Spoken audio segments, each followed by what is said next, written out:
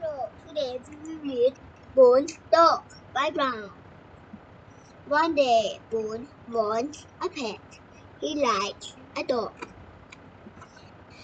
Poon will buy a dog at the pet market. Which one will he choose?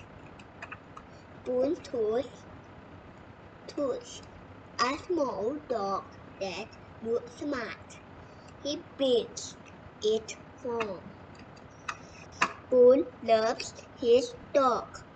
He always feeds it with rice and clear soup. Poon loves his dog. He always brushes its hair. Poon loves his dog. He always hugs and plays with it in the park.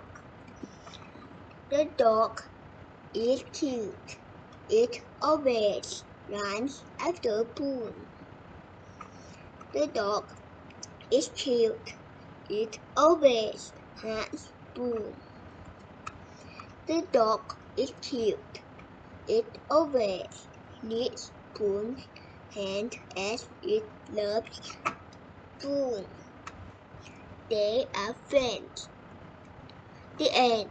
Goodbye. Bye bye. See you next book. Bye bye.